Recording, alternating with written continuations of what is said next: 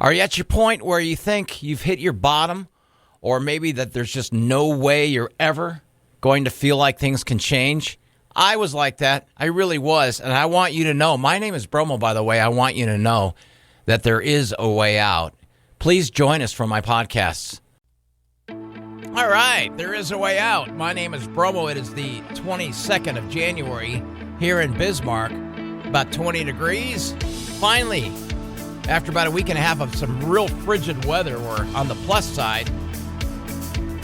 This will be my 5th episode. Again, I tell everyone I'm not an expert. I don't have any credentials. I'm not a doctor or anything like that. Basically, it's life experience for me, and my experience as far as dealing with addiction. And alcohol was what was my substance. I am an alcoholic. My sobriety date is 2/17/09. And once again, I am not a doctor. I don't have any credentials. I do this for the hopes of somebody who may feel that they either might have a problem, or someone else in their family or friend that can listen to this, to my story. And again, I recorded about 30 of these about 5 years ago with my story in the first part of it, and I cannot air those again, which is why I'm starting over. So I apologize for all that have heard my story before. I'm trying to get through my story, not rushing it or anything like that, but I'm trying to be as thorough as possible. But my goal is just for everyone to hear what I went through, what I'm doing now, and then when I get over my story, I want to, of course, bring other people on, and then that, to me, is my favorite part, where others can share their beliefs, their story, their strength, and their hope. But I left you last episode, we're telling you that my drinking was starting to escalate. I told you I was part of this radio show that I was having a ball in. It was in San Diego, and I was working with my best friend back then. And I was the fall guy. I was the guy that took golf bets and lost and then paid them off the next day. 99% of the golf bets were pretty embarrassing. Very much so. But I also had that role of being kind of the loser, being having some of my exploits with dates in the past, which always bombed out, or going to the bar across the street and having someone call in and say, oh, yeah, I saw Bromo drunk as heck. He looked like he was falling asleep on the bar. So my whole life, really 99.9% of my life was exposed on the air. And that, for most, that was the beauty of this show that I was on. All the people, all the characters really held hardly anything back. They shared their lives on the air, and that was very appealing to me. Remember, again, before I was on this radio show, I didn't have a whole lot of personality, really. And so I was able to play this role quite easily. I was the loser. Like I said, I lost golf bets and paid them off. I drank, and a lot of my own experiences through drinking made it on the air. And, for a while there, it was funny. I'm sure funny for others to hear of how much of a loser I was, and probably some people could relate to it. But, when you think about it, sometimes you laugh when you hear stories like that on the air, because you can say to yourself, man, that guy is really, that guy really had some trouble going on there. I mean, not to make anybody feel good about themselves, but it was an easy role to play because I was just being myself. There was no way of losing. You know what I'm saying? I could bomb out to the worst ability in whatever I did and relay that the next day on the air. And if I made somebody laugh, this is the ironic thing. If I made someone laugh back then, it took away a lot of the embarrassment of what had happened or whatever I did. If I made someone laugh, you made my day. But that is completely different. Now I still like making people laugh. If I can help somebody, if somebody can listen to any of my stories, any of my podcasts, and they get something out of it, and maybe they say to themselves, you know what? If Bromo can do it, and I heard his story, I'd sure like to give it a shot. I tell you, that makes my day. And that makes anybody's day that's in recovery, really. But where I left off was I was starting to drink more. I was living with 2 other roommates in Mission Beach. Now, Mission Beach, San Diego, sure, it's a beach. It's a beach area. It's like Disneyland for alcoholics. And I'm not kidding you. There's bars all around. There's liquor stores all around. I had 2 roommates. I wasn't seeing anybody. I was working at this great radio show where I had to get up at 4:30 in the morning. I had the weekends free. I literally had a bar across the street that I went to. I could crawl across the street. Many times I've been walked across the street. One time a bartender actually walked me across the street to my apartment. And I'll tell you a little bit more about that a little later on. People knew me out there. They started recognizing me. Sure, you recognize the people you see at the bar almost every single day, right? Right. So really not a whole lot of pressure. You know, I would wake up and go and do the job. And then as soon as I got done, and I called it a day around 2:30 or so, I'd have a cooler in my trunk. And I would go to one of my many liquor stores that I had on my route, and I would fill it up with ice, get a 6-pack of Guinness, ice-cold Guinness, and either 2 or 3 of those canned martinis. They're called Club. And I would have it all packed and ready to go and put it in my cooler and take it home. Now, I never ever did drink at work or before work. I never drank before work. But I'll touch on that in a second. When I was on the billboard, I told you about, whether it was last episode or the episodes before, when I was on that billboard, you better believe I drank. People filled that bucket with booze all the time. I was drinking around the clock then. So on a normal day, I'd go to work and do what I had to do. I'd be on the show if Dave put me on the show, and do the background work that I did, and then grab all the drinks that I needed to take home to my apartment, because never was there a day that I could ever remember where I said to myself, let's not drink today. I don't feel like it. It wasn't even the matter of fact of feeling like it. I knew that I had to. Does that make sense? I had to, and most importantly, I wanted to. It was part of my lifestyle. It was like eating dinner. As a matter of fact, when it came to eating dinner, I would get the most simplest things to make, so it didn't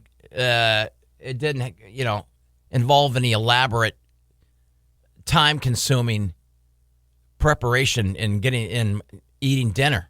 It'd be like a TV dinner or something easy to pop into the microwave to heat up or whatever. I had 2 women roommates, and they were awesome. And I lived at this condo/apartment for quite a while. And then I met somebody. And I fell in love, which is, I know, when you think about it, you met somebody. I did. I met somebody. And this person lived in a different city. And so we courted for a while.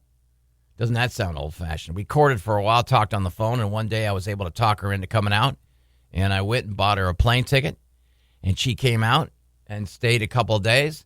And the next thing I know, she's talking about moving out here. And I'm thinking, bring it on. That's awesome.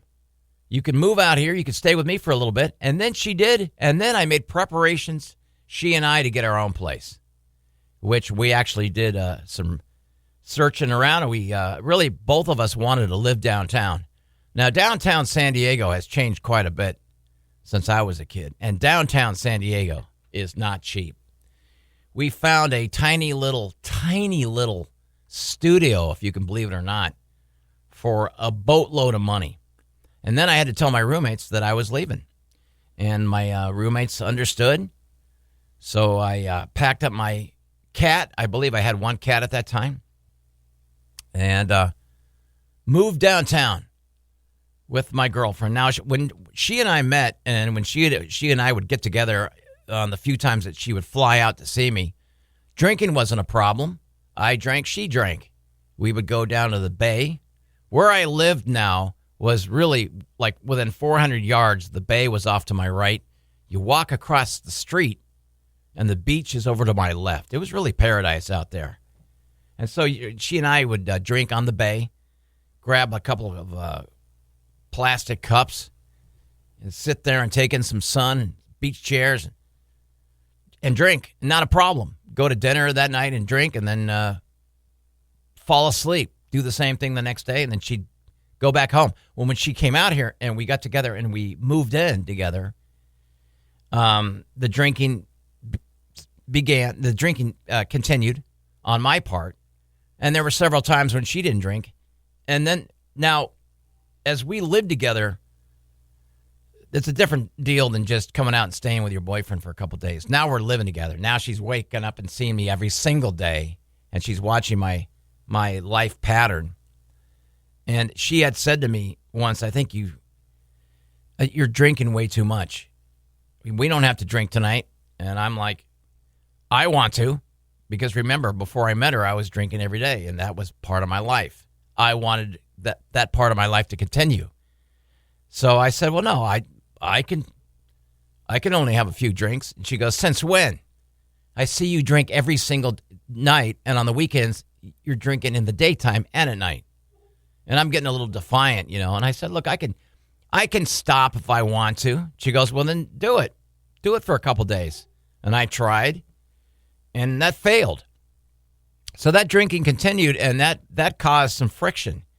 You see, she had a family member, and she has a family member still who is an alcoholic. And that person would come over with his wife and would observe us, all of us, and would listen to my girlfriend as she told him of my drinking. And he said flat out, yeah, that guy's an alcoholic. I've had people at work, at our job, we had a traffic reporter.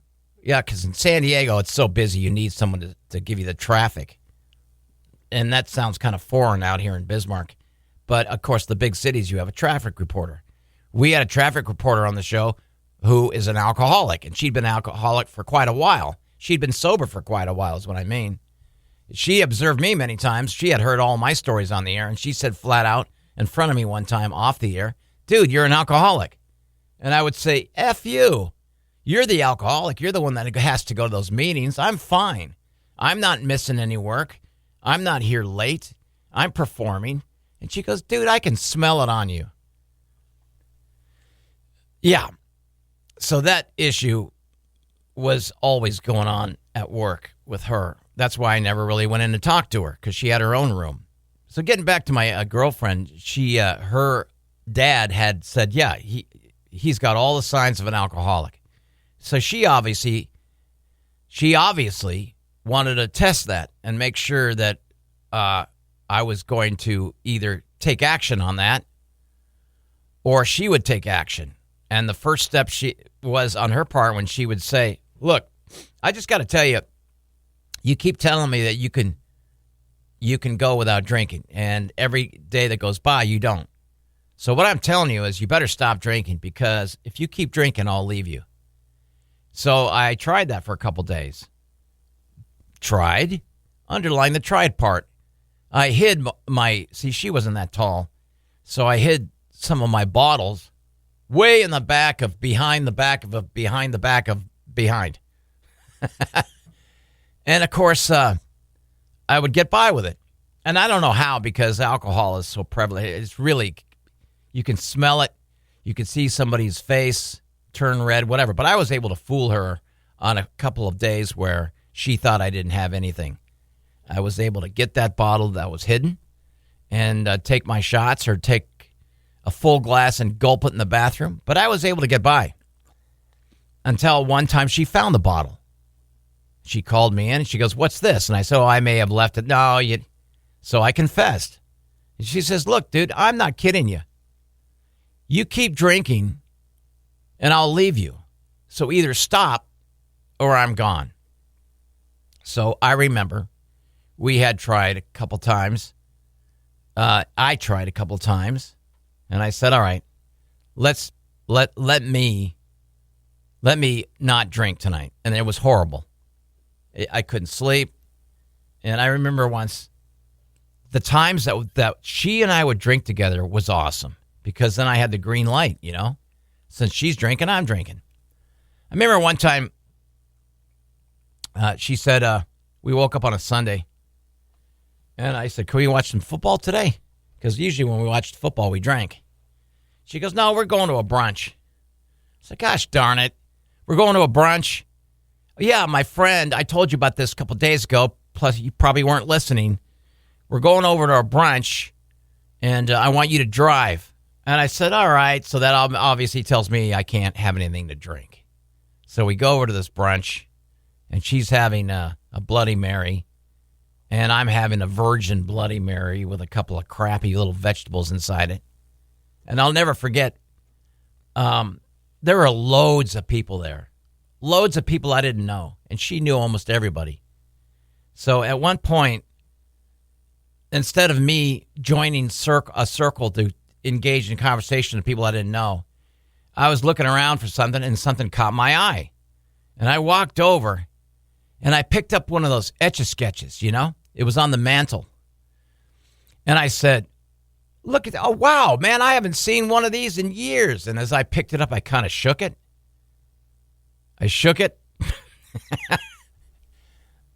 And the whole party, the whole groups of circles of people who were drinking and talking stopped, their mouths wide open. And the person that lived there, the mother, goes, oh, my God.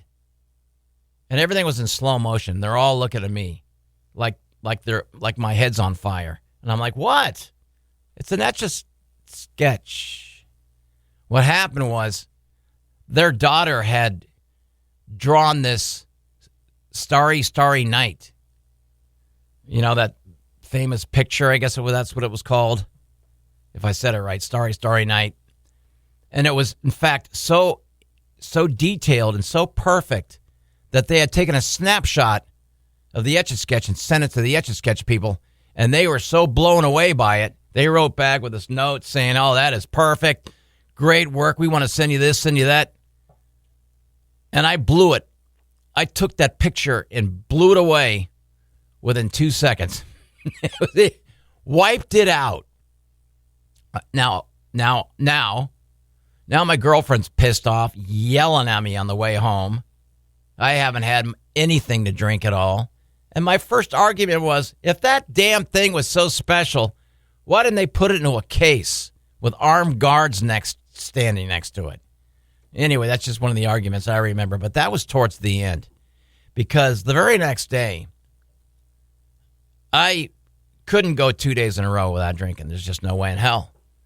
So I remember I had a few drinks before I got in, thinking that would make me a little bit more myself as I got into the apartment. I came in, and I took that bottle that I snuck, again in a different place, and took some more shots. We both fell asleep.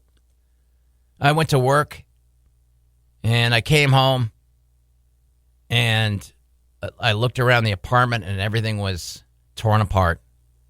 I saw a lot of my items and clothes and such off to the side, and there was a note. And she said, I told you I would leave you if you kept drinking.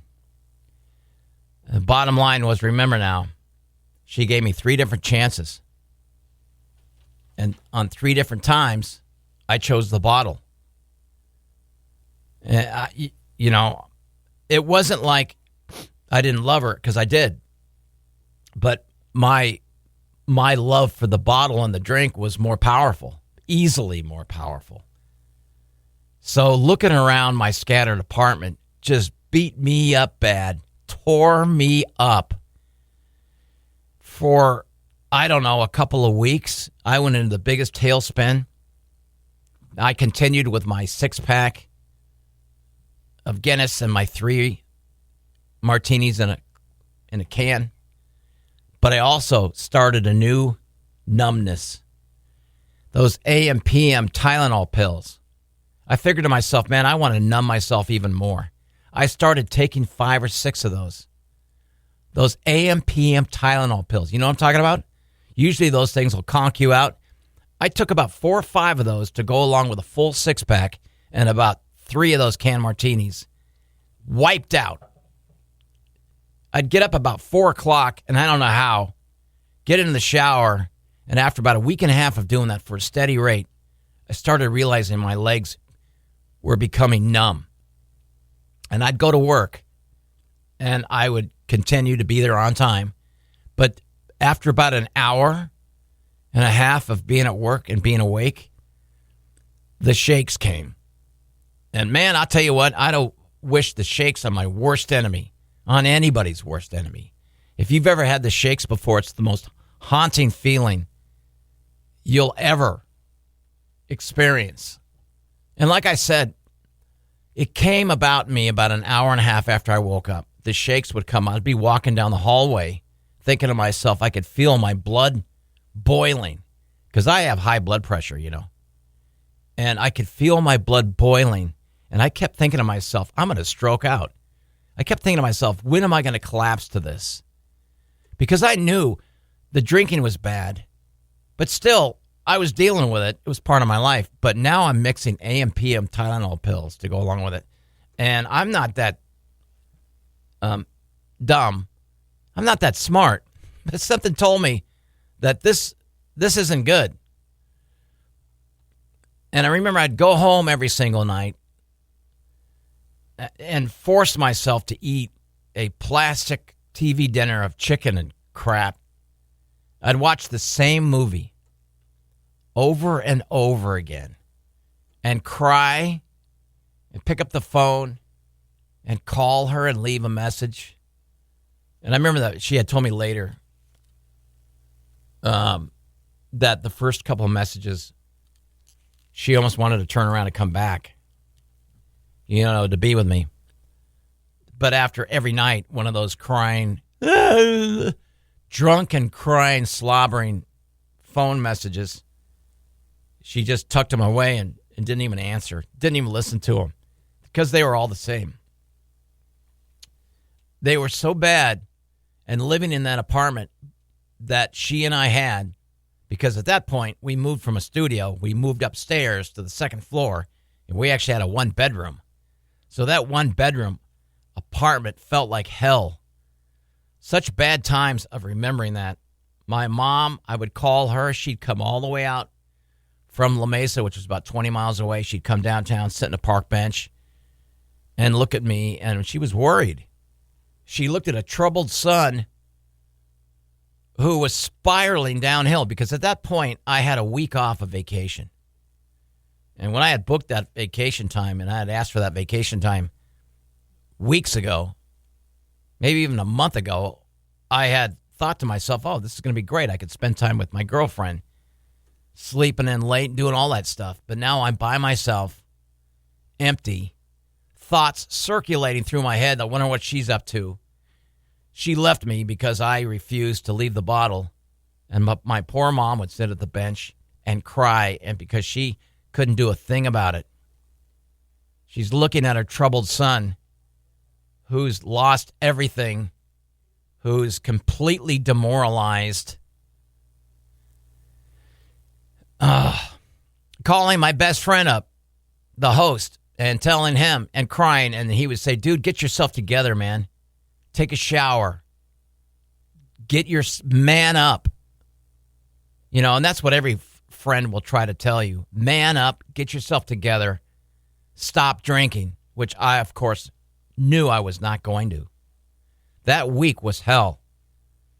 The good news, towards about a month of that steady horror pattern, my old roommate called me and said, hey, your old room is vacant now.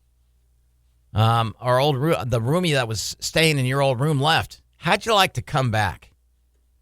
And you know what? I said to myself, this might be, yeah, I'd love to come back. This is the place, remember, Mission Beach, where I had all the fun, the bars and going across the street and the drinking. And I could go back to a familiar room, back to a beautiful place with the bay on the side and the beach across the street. So I said yes. I packed up my things, took my cat, left my apartment in shambles. Got in trouble there because we broke a lease that we were in. But I said, screw it. I am not going to continue living in this hellhole, bringing back such awful memories. I moved back home. And there I was. Now, the good thing that I learned was, in fact, I had confided to my roommate what I was doing with the AM, PM Tylenol pills. And she said, dude, you got to stop that now. And I mean now. You can't take those anymore when you're drinking. You know that song by Bad Company where Johnny dies in his sleep? That easily could have been me, without a doubt. Without a doubt. So somehow, a miracle there, in my swirlness of awful drinking and alcoholism, I stopped taking those AM/PM Tylenol pills. And I started living again at Mission Beach. Do you think my life now was going to get better? Do you think maybe now that I can control my drinking that was out of control? Well, on my next episode, I'll tell you how my bottom was months away from happening. Hey, once again, I sure appreciate you listening to There Is a Way Out. This is a vehicle for me, a vehicle for everyone who may have a problem with addiction. Either it's you or a family member or anybody. There is a way out.